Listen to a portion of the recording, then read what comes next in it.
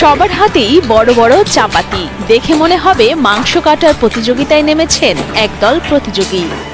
কারোরই যেন দম ফেলার ফুরসত নেই, কারণ একসাথে কোরবানি দেয়া হয়েছে হাজার হাজার গরু ও খাসি। আমরা এখানে আনন্দ পাই, দুনিয়া আখিরাত দুটোটারই মুক্তির একটা সনদ পাই। মনের যে শান্তি, তৃপ্তি, ওইটা আমরা খুঁজে পাই। এটা আত্মার শান্তি এবং আখিরাতের শান্তি এবং বংশক্রমের শান্তি এবং বংশ পরপূর্ণ শান্তির জন্য আমরা এখানে হাজির হই। এদিকে বড় বড় সব হাড়িতে চলছে রান্নার বিশাল কর্মযজ্ঞ।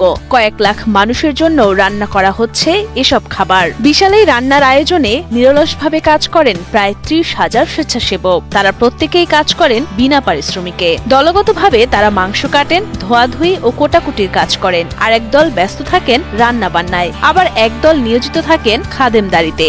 আমরা আল্লাহ রাসূলকে পাওয়ার আশায় কামিল বীরের কদমে গোলামি করতেছি এবং আমাদের এখানে কোনো গ্যাঞ্জাম বিশৃঙ্খলা কোনো কিছু হয় না। রান্না শেষে লাখ লাখ আগত অতিথিদের দেওয়া হয় খাবার। একসাথে এত লোকের রান্না করায় খাবারের পরিবেশ নিয়ে অনেকের মনে প্রশ্ন থাকলেও আগত সবাই এই খাবার খান ভক্তি ভরে। আমরা এই দরবারে আসছি, অনেকদিন ধরে আসি, ছোটবেলা থেকে। আমার আব্বা আসতো, মা আসতো,